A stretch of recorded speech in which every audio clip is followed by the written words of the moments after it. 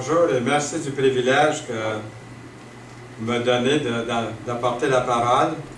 Et puis, bienvenue à chacun et chacune. En particulier à Jeannette, qu'on a présenté tantôt, et à Louise, qui sont ici ce matin, et qui ont déjà donné leur témoignage à un de nos déjeuners. Jeannette avait déjà donné son témoignage. Et je pense que ça a été un des bons témoignages, des meilleurs témoignages qu'on avait eus à l'époque. Donc, nous lui souhaitons à nouveau la bienvenue. Quand je la vois, je pense, la première fois que je l'ai vue, c'était en Floride. Elle descendait d'un avion et puis elle a marché dans l'aéroport. Et puis, elle ne connaissait pas encore le Seigneur à ce moment-là. Et puis, moi, je l'ai connue avant, je la connais après.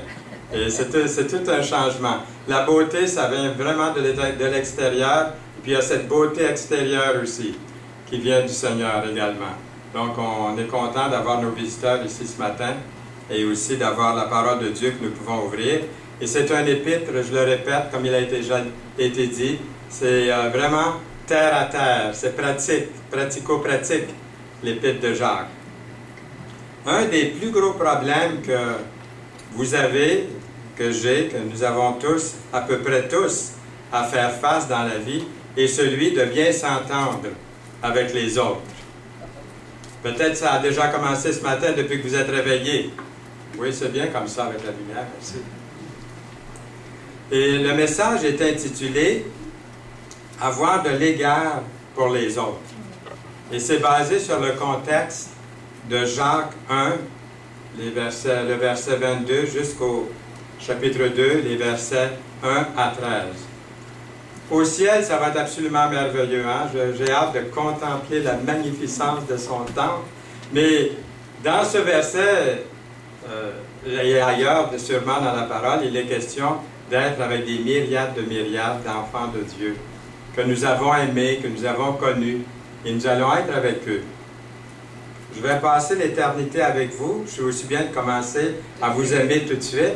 Et je vais passer l'éternité avec vous. Vous êtes aussi bien de commencer à... Et je sais que l'effort n'est pas difficile, à part que André ici en avant. C'est pour rire, André.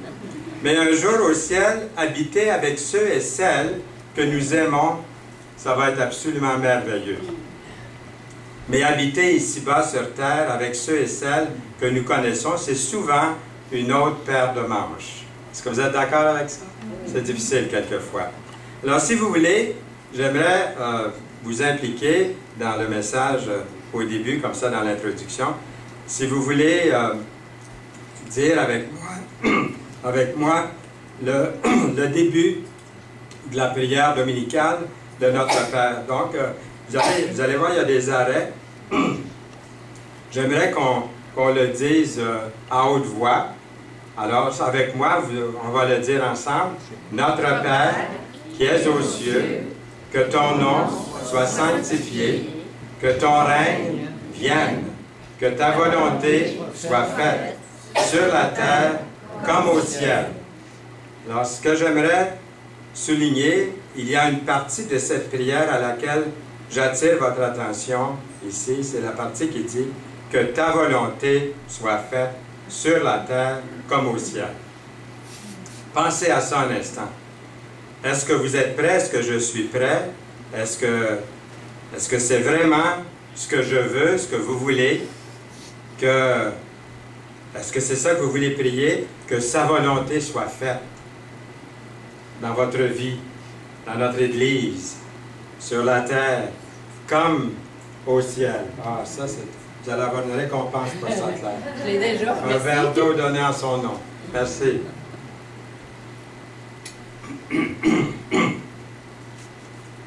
Regardons un aperçu de la volonté de Dieu pour le ciel. Dans Apocalypse, chapitre 7, verset 9. Après cela, je regardai. C'est ce que ça va être au ciel. Et voici, il y avait une grande foule que personne ne pouvait compter, de toute nation, de toute tribu, de tout peuple et de toute langue. Ils se tenaient devant le trône et devant l'agneau, revêtus de robes blanches et des palmes dans leurs mains. l'apôtre Jean a vu dans sa vision un lieu, le ciel, où toutes les nations, les groupes ethniques, toutes les tribus, tous les peuples, de toutes les langues, adoraient Yeshua, adoraient Jésus, le Fils de Dieu, réunis autour du trône de Dieu. Et il criait d'une voix forte. Alors, je n'essaierai pas d'avoir cette voix forte, mais il criait d'une voix forte, c'est souligné ici, en disant, « Le salut est à notre Dieu qui est assis sur le trône et à l'agneau. » Apocalypse 7, 10. Ce que Jean a vu, c'est un endroit tout à fait merveilleux, splendide, où chacun a pu trouver sa place.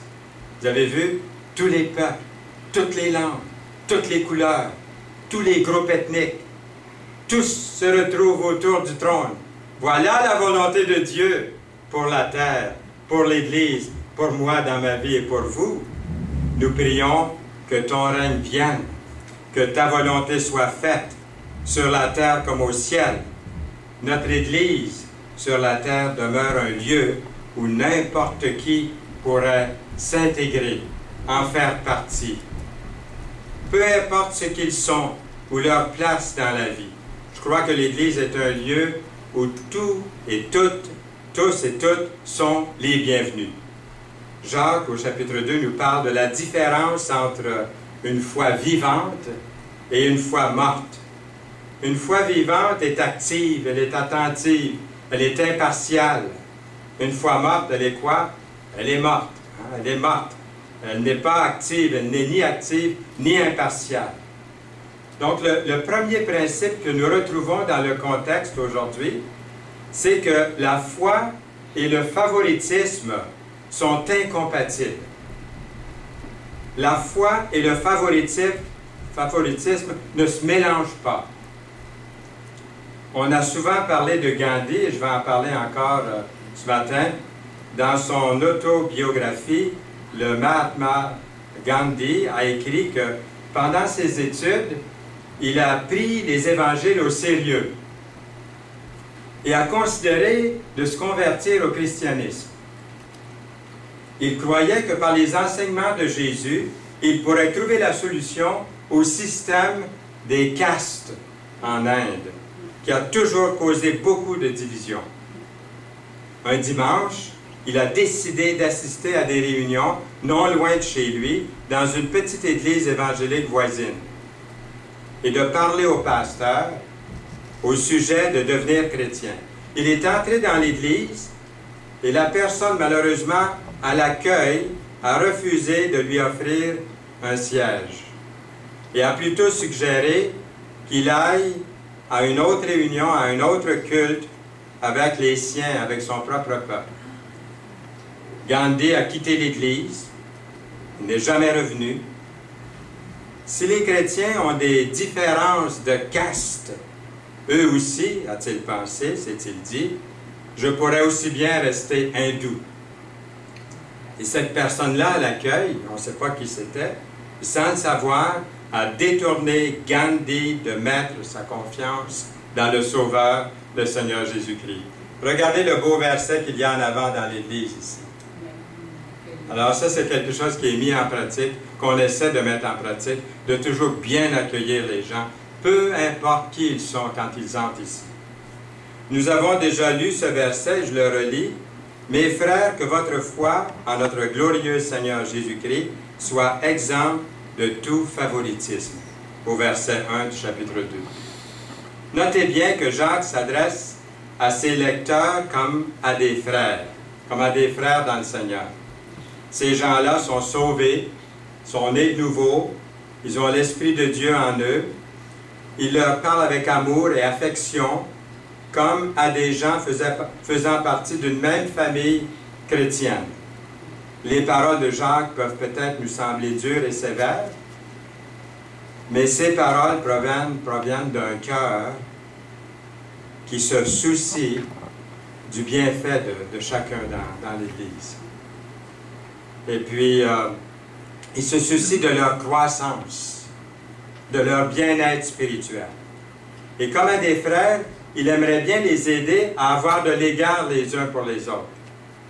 J'imagine qu'il voyait qu'on ne traitait pas, il y avait des personnes qui ne traitaient pas certaines personnes bien ou correctes, comme les autres, faisaient des différences. Ça nous amène à examiner certains aspects de distinction que nous faisons parfois avec les gens. On va en repasser quelques-uns. Certains aspects de distinction qu'on pourrait avoir, comme de juger selon l'apparence extérieure. Est-ce que c'est vrai, ça? Hein, la première impression. Nous distinguons souvent les gens sans toujours nous en rendre compte en raison de leur apparence. Un coup d'œil. Puis déjà, on a décidé quelque chose. C'est malheureux quelquefois, mais la nature est là, la nature humaine. La beauté prend tellement de place dans notre monde aujourd'hui. À quoi ils ressemblent, comment ils s'habillent, qu'est-ce qu'ils font, quelle sorte de travail, où ils habitent. Si vous avez une belle apparence, les choses pourraient être plus faciles pour vous. C'est souvent ça. Ce que le contexte des Écritures nous dit ce matin, c'est de ne pas traiter les autres d'une manière différente en fonction de leur apparence extérieure. Dernièrement, je suis allé prêcher dans une petite assemblée assez loin d'ici, pas besoin de nommer, pour regarder mon horaire, vous allez trouver, il y en a plusieurs. Mais il faisait très chaud ce matin-là. Je pense qu'il faisait 34 ou 35 à l'extérieur. Et il n'y avait pas l'air climatisé à l'intérieur, comme ici ce matin. Seulement, je ne sais pas même s'il y avait des éventails. Et puis, j'ai décidé de ne pas mettre de cravate. Je l'ai en réalité enlevé avant d'entrer dans l'assemblée. Et puis, il y avait quelqu'un quand même là qui s'est levé pour dire que le dimanche, on devrait avoir habillé, surtout que je prêchais, donc je me suis senti visé. Et j'étais en train de préparer ce message-là à ce moment-là, et je me disais, c'est une bonne illustration. Déjà, j'étais jugé. J'étais un évangéliste, un pasteur, et puis j'osais venir prêcher sans cravate. Je suis presque venu sans cravate ce matin. Mais à cause de cette remarque que j'ai eue ailleurs, je me suis dit, peut-être parce que je suis en avant, ça serait mieux que je porte une cravate pour tout le monde. Et puis je suis content de l'avoir. Mais si je n'avais pas, je pense que la majorité d'entre vous, vous n'auriez même pas remarqué. Mais vous voyez, il y a quand même certaines personnes qui vont faire cette distinction avec les gens. Certains aspects de distinction, c'est l'apparence. Il y avait un monsieur qu'on appelait Heinz Harrensberger, je ne vous demande pas de retenir son nom. Lorsque je travaillais à la St. Lawrence Corporation à Trois-Rivières, et j'étais dans le bureau là, et il y a un monsieur un jour qui est rentré, il avait l'air bien, il ressemblait à Colombo. Il était habillé très mal vêtu, avec une espèce toujours avec un gros manteau, même s'il faisait chaud dans l'été. Et puis quand il est entré dans le bureau, on se dit, mais qui c'est ça, ce gars-là? Et puis là, on l'a laissé aller, mais le dimanche suivant, il est rentré à l'assemblée du Cap de la Madeleine. C'était un chrétien évangélique. Mais ce monsieur-là était un génie. Il était un savant. Il venait à la St. Lawrence Corporation pour installer des choses qu'il avait inventées. On lui payait des milliers de dollars, ce monsieur-là, pour venir installer ou faire installer des machines. Mais quand il rentrait, c'était comme si on voyait Colombo qui rentrait dans la pièce. Sauf qu'il n'y avait pas le gros cigare. Mais voyez-vous, on l'a jugé. C'était un génie. C'était une balle, comme on dit aujourd'hui. Il faisait du bien à la compagnie. On le payait. Et puis, c'était un chrétien. Et je suis content que lorsqu'il est rentré chez nous, dans l'assemblée du Cap de la Madeleine, qu'on l'a accueilli, qu'on lui a offert un siège, et qu'on lui a prêché l'Évangile, qu'on a appris après qu'il était un chrétien qui en savait encore plus que n'importe qui était dans l'Église, parce que c'était un vieux chrétien. Mais pour lui, l'apparence, c'est comme il était négligé. Il n'y avait pas de bas dans ses souliers, même s'il faisait froid l'hiver, j'imagine. Et puis, on en avait un que j'ai connu qui était comme ça un peu. Voyez l'apparence. Comment jugeons-nous les gens? Les jugeons-nous immédiatement selon leur apparence? Si quelqu'un a les cheveux longs, une grosse barbe, allons-nous lui dire d'aller se raser avant de venir prier avec nous? Vous riez, mais ça m'est arrivé. Vous voyez, en 1967, j'étais directeur des conseillers, un des directeurs des conseillers au pavillon Sermon de la Science. On avait à former 1600 conseillers. Je voyageais de Windsor en Ontario jusqu'à Moncton au Nouveau-Brunswick en 1965 pour préparer ces 1600 conseillers. Et j'avais l'air très jeune. Il y en a ici qui voudraient me voir sans barbe. Ils m'ont toujours connu avec la barbe. Aimeriez-vous ça, me voir sans barbe? Papa! Au micro, sans barbe. Ça, c'est en 1967. Et parce que on m'avait investi de beaucoup d'autorité au pavillon Sermon de la Science, et j'allais diriger aussi toutes ces personnes-là, des personnes qui étaient jeunes, mais il y en avait aussi des personnes plus âgées. J'ai dit, il faudrait que je me laisse pousser une barbe pour avoir l'air de mon âge. Alors, j'ai laissé pousser une barbe. C'est la même année, mais avec la barbe. Vous voyez, à peine si c'est un petit goatee, comme on l'appelle en anglais, une petite moustache. À l'époque, je dois vous dire que les barbes n'étaient pas acceptées. C'était comme péché d'avoir une barbe.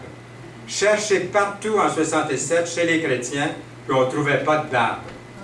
Il y avait un chrétien seulement que je connaissais avec une barbe, il s'appelait Georges.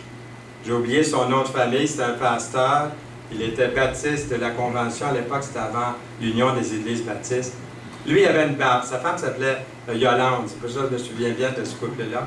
Mais le nom de famille, je ne me souviens pas. Je ne sais pas qu'est-ce qu'il est devenu, mais c'était un homme de Dieu. C'était le seul qui avait une barbe. Vous savez, les frères des assemblées telles que la nôtre, les frères chrétiens, les anciens des assemblées de frères, ont été les derniers à se couper la barbe. Parce qu'ils disaient que c'était trop mondain. Les hommes, au début des années 1900, là, surtout à cause des guerres, qui commençaient à se raser. Alors les vieux chrétiens des assemblées de frères, eux autres avaient tous la barbe. Regardez les anciennes photos. Il n'y en a pas un seul qui est rasé. Parce que ça faisait digne, ça faisait spirituel peut-être, je ne sais pas qu'est-ce que ça faisait, mais en tout cas, c'était une tradition qu'on voulait garder. Et moi, je me suis dit, les frères, les assemblées de frères, la moustache était correcte, hein, Serge, on pouvait avoir la moustache, mais la barbe, c'était autre chose. J'ai dit, ils étaient les derniers à couper leur barbe, je vais être le premier à la laisser pousser. Et ça a fait du pardon. On m'a averti au pavillon Sermon de la Science que si je voulais continuer, les grands patrons, le comité m'a fait venir, si je voulais continuer au pavillon Sermon de la Science, je devrais me raser le menton. Ils n'aimaient pas ça. Ils ont dit, tu nous fais penser à Castro. C'est ce qu'ils m'ont dit à l'époque. Et puis je recevais aussi des... quand j'ai eu la barbe, j'ai gardé la barbe et au pavillon, il y a quelqu'un qui était venu me trouver pour me dire, irais-tu à la prochaine réunion de prière arrangée comme ça? Vous voyez? C'était à l'époque, aujourd'hui, les hommes ont une barbe, on ne leur remarque même plus. Ils l'ont, puis ils l'enlèvent, on ne sait pas qu'ils l'ont enlevé même. C'est courant. Mais à l'époque, ça faisait vraiment quelque chose de bizarre. Et j'ai persisté, j'ai gardé quand même la barbe. Je leur ai dit, je ne veux pas être désobéissant, mais attendez un petit peu. Vous allez voir comment est-ce qu'elle va être. Puisque quand elle pousse, ça pique beaucoup, mais en plus, c'est pas très joli. On a seulement besoin d'un numéro en dessous. C'est ce qu'on disait à l'époque. Et puis, j'ai gardé la barbe. Et puis, avant longtemps, on m'a donné toutes sortes de responsabilités. On m'a donné toutes les responsabilités qu'ils pouvaient me donner. On m'a même demandé de venir signer le registre, le livre d'or de la ville de Montréal au nom du pavillon Sermon de la Science en compagnie de M. Price ici, qui est en train de signer.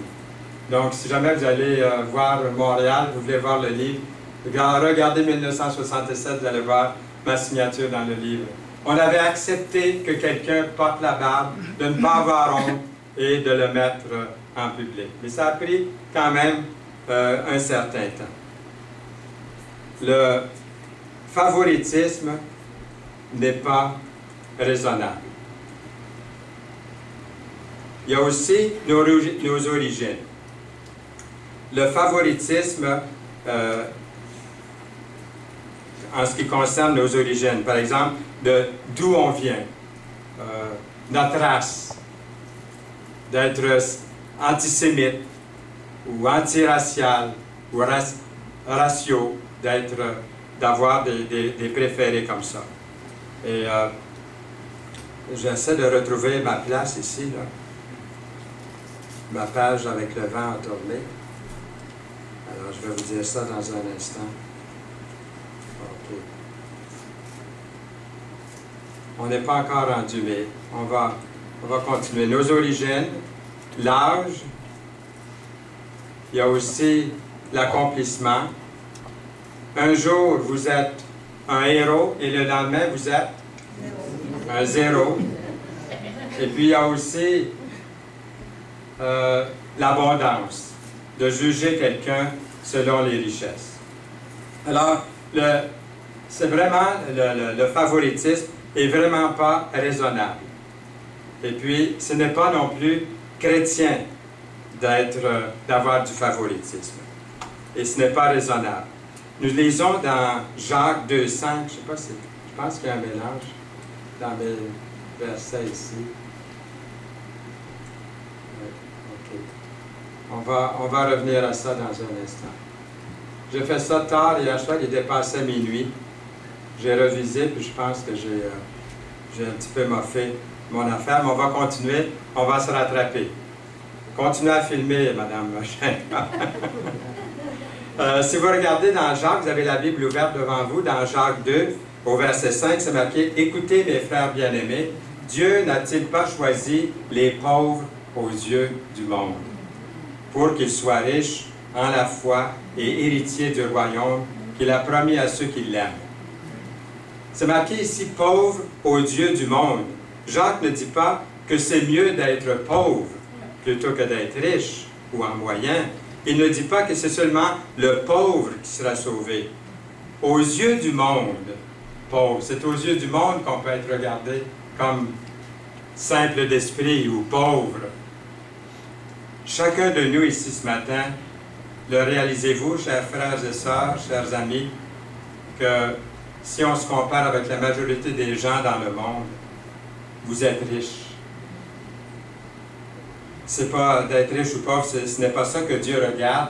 Est-ce que vous êtes content que Dieu ne vérifie pas votre compte en banque ou votre portefeuille avant de vous sauver?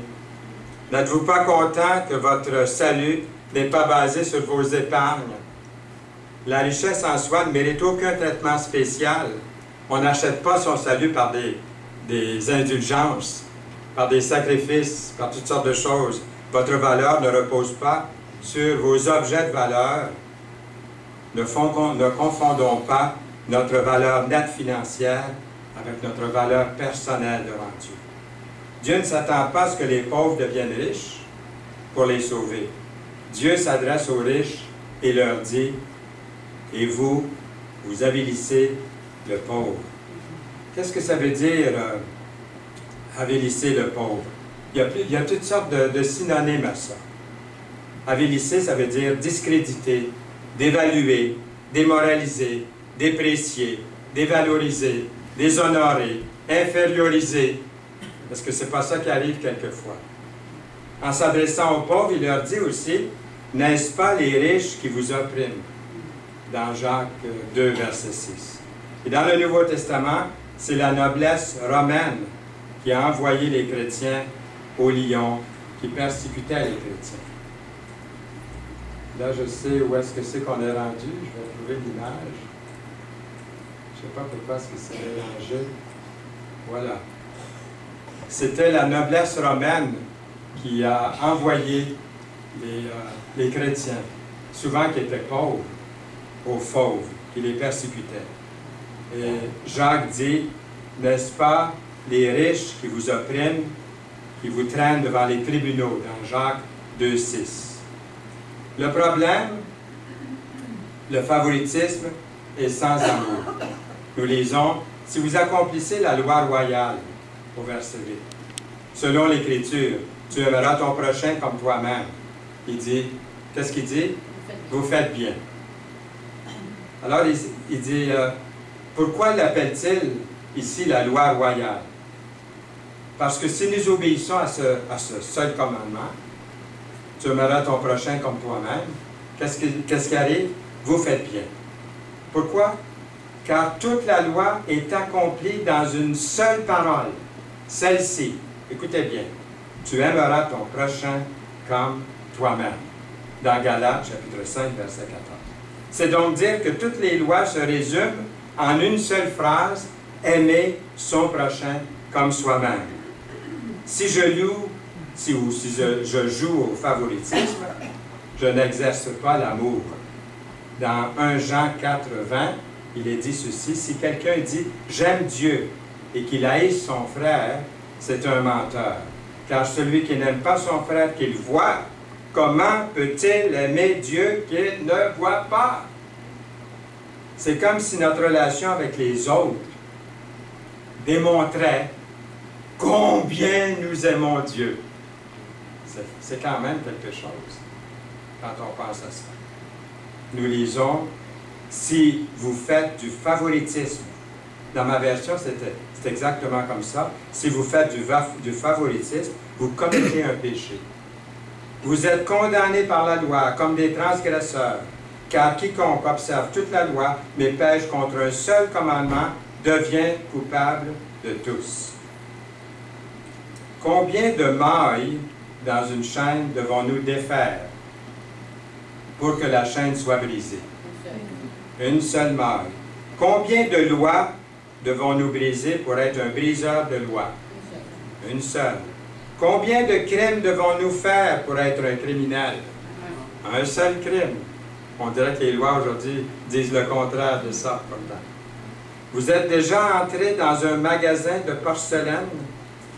Avez-vous déjà vu un éléphant dans une boutique de porcelaine? Est-ce que vous avez vu l'affiche dans un magasin de porcelaine? C'est marqué « Vous le cassez, vous l'achetez ». Là, il n'est pas question, là, ici, ouais, vous le cassez, vous l'achetez. Il ne se soucie pas, là, si c'est cassé à moitié, ou tout cassé, ou tout brisé. Si c'est cassé en un seul endroit, ou c'était en 1000 morceaux. Si vous le brisez, vous l'achetez. Jacques se trouve à dire que si les gens pensent que le favoritisme est une petite affaire de rien, ils se trompent, puisqu'il est écrit, c'est comme si Jacques disait, attention, vous brisez la loi de Dieu, et c'est une chose sérieuse. Au verset 11, il est écrit, en effet, celui qui a dit, tu ne commettras point d'adultère, a aussi dit, tu ne tueras point. Or, si tu ne commets point d'adultère, mais que tu commettes un meurtre, tu deviens transgresseur de la loi. Qu'est-ce que Jacques est encore en train de nous dire? En d'autres mots, il est en train de nous dire, si je viens chez vous pour vous dire que je vous respecte et que la façon dont je vais vous le prouver, c'est que je ne vais pas commettre l'adultère avec votre femme. Cependant, je me réserve le droit, si vous me marchez sur les pieds, de vous tuer. Allez-vous me remercier? Allez-vous apprécier mon amour pour vous? Ce serait ridicule. Ce serait absurde. Quelqu'un dira peut-être, je ne bois pas, je ne fume pas, je ne blasphème pas, mais qu'est-ce que ça peut faire à Dieu que vous vous compariez à tous les autres, ce qu'ils font de mal, certaines de ces choses qui font de mal. Dieu ne fait pas de favoritisme. Vous brisez la loi, vous devenez coupable de tout. Est-ce que c'est ça? C'est clair ici. Nous lisons dans Jacques, chapitre 2, versets 12 et 13, « Parlez et agissez comme devant être jugés par une loi de liberté, car le jugement, qui a porté notre jugement? Jésus. Jésus. Regardez bien ce verset-là. « Car le jugement est sans miséricorde. Pour qui n'a pas fait miséricorde, la miséricorde triomphe du jugement. » Le Seigneur a triomphé pour vous et moi à la croix. Nous l'avons vu pendant toute la réunion, la première réunion. Autrement dit, l'amour traite les gens avec miséricorde. L'amour donne aux gens ce dont ils ont besoin, pas ce qu'ils méritent. Je connais une sœur chrétienne qui aime beaucoup le Seigneur, qui dit souvent, je dis, Seigneur, je te remercie que tu ne me punis pas selon ce que je mérite, parce que tu as pris sur toi tout ce que je méritais. Jacques a sans doute pensé à son demi-frère. Qui était le demi-frère de Jacques? C'était Jésus, son demi-frère de Jacques, qui a dit dans son... Il parle de Jésus dans son sermon sur la montagne. Jésus dit ceci, « Heureux les miséricordieux, car ils obtiendront miséricorde. » Alors, c'est à nous de faire miséricorde aussi.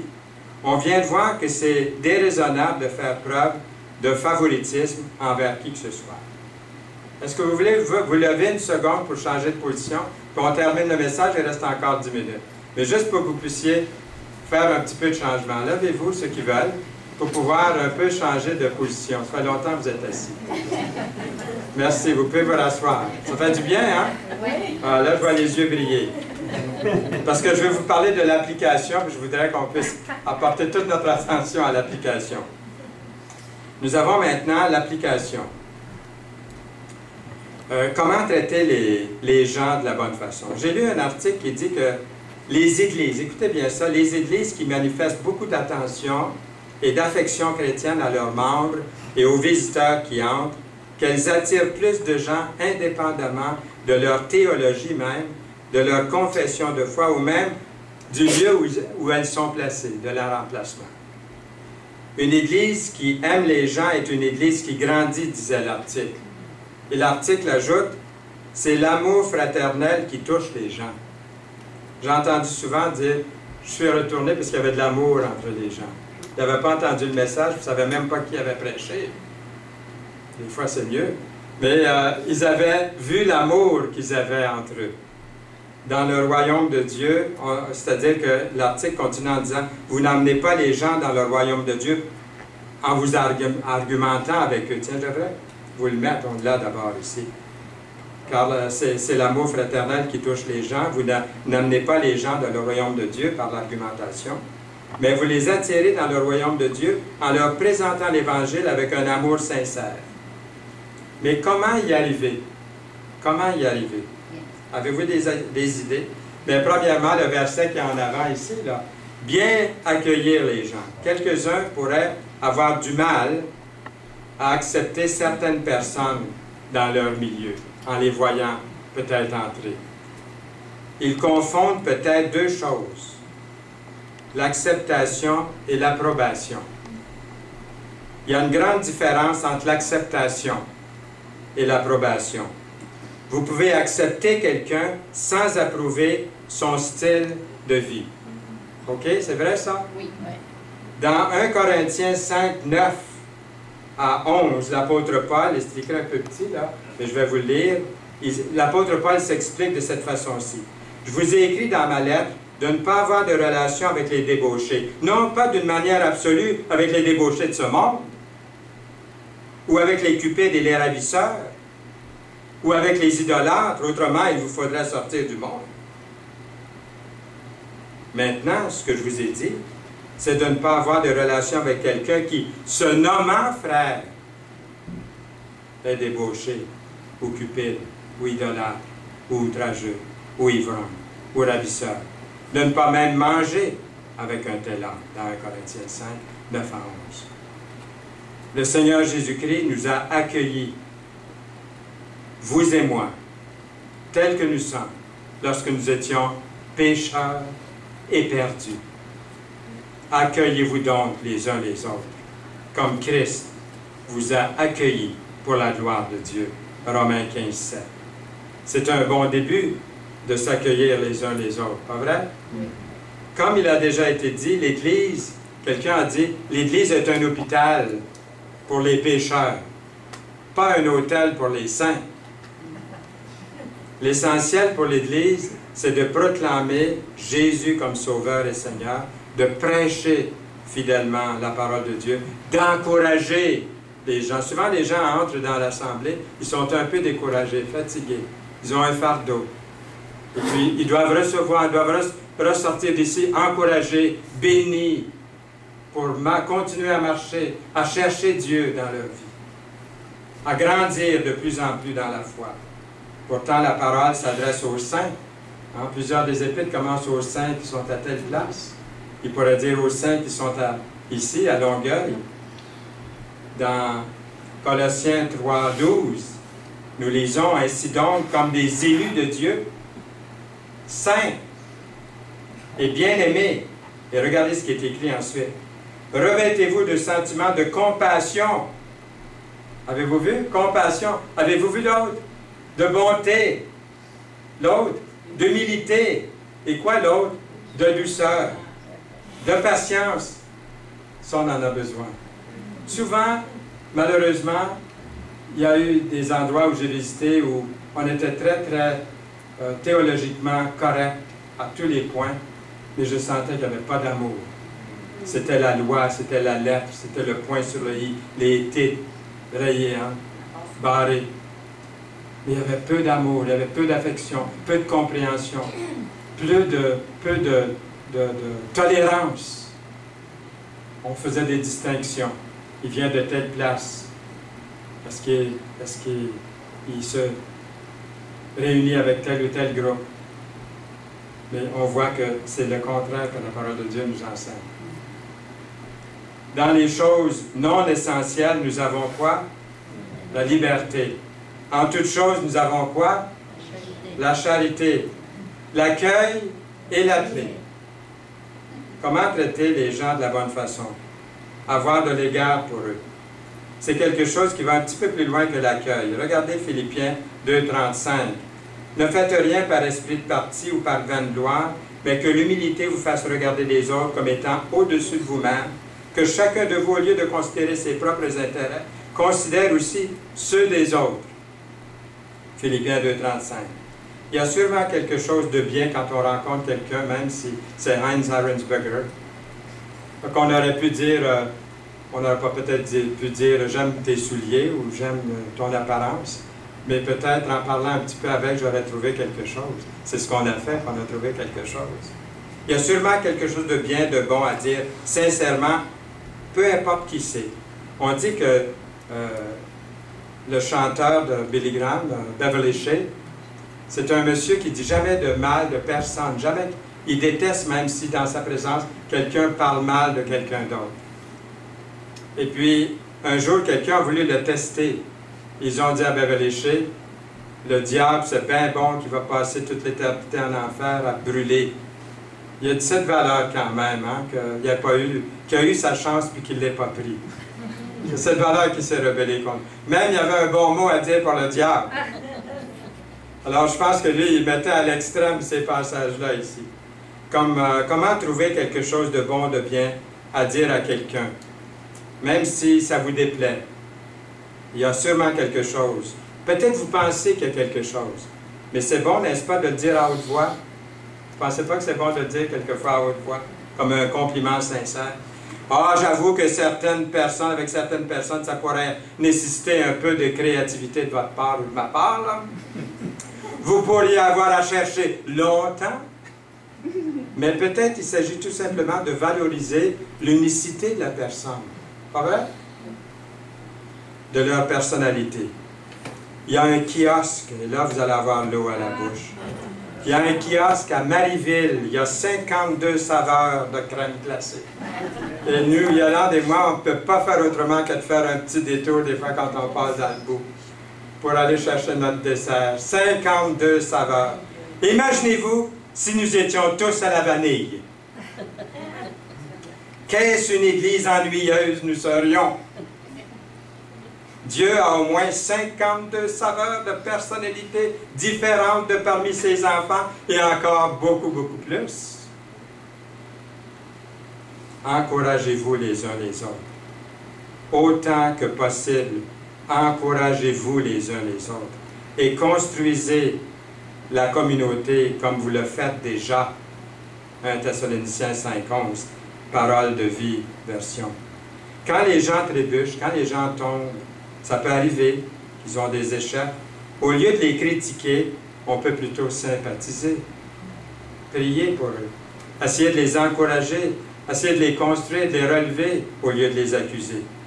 Et des fois, seulement qu'un sourire peut les encourager. D'après l'épître de Jacques que nous étudions, l'Église qui accueille, l'Église qui a de l'égard, l'Église qui encourage les gens et l'Église que Dieu bénit. Est-ce que c'est ça qu'on a vu ce matin dans l'Écriture? Quand tout le monde contribue à l'atmosphère de l'Église, rien ne peut arrêter une Église qui est remplie d'amour. Et ça n'arrive pas par hasard. Cela exige de l'effort. Un visiteur pourrait juger toute l'Église par un seul membre de l'Église. Nous ne nous attendons pas à ce que les gens agissent comme des croyants tant qu'ils ne sont pas sauvés, tant qu'ils ne sont pas nés de nouveau. Quand ils rentrent ici, ils peuvent être n'importe quoi, n'importe quand, n'importe où. On ne sait pas. L'amour attire les gens du dehors parce que l'Église a une réputation d'amour. Et je crois que Dieu aime une Église qui aime les gens inconditionnellement. Et je termine avec ce texte de Parole de vie, Jacques 2,8. Les livres saints disent « Aime ton prochain comme toi-même ». C'est la loi du royaume. Et si vous obéissez à cette règle, c'est quoi? Vous agissez bien. Amen. Amen. Seigneur, merci pour ta parole, pour les bons conseils, pour le demi-frère de Jésus qui nous a laissé cet héritage, ce testament, et que c'est tellement pratique pour chacun de nous. Nous voulons louer Jésus, Yeshua, le Fils de Dieu, le Seigneur des Seigneurs. Et nous voulons te remercier, Seigneur, pour l'aide que tu nous apportes par ton esprit, par ta parole. Bénis mes frères et sœurs et nos amis qui sont ici ce matin.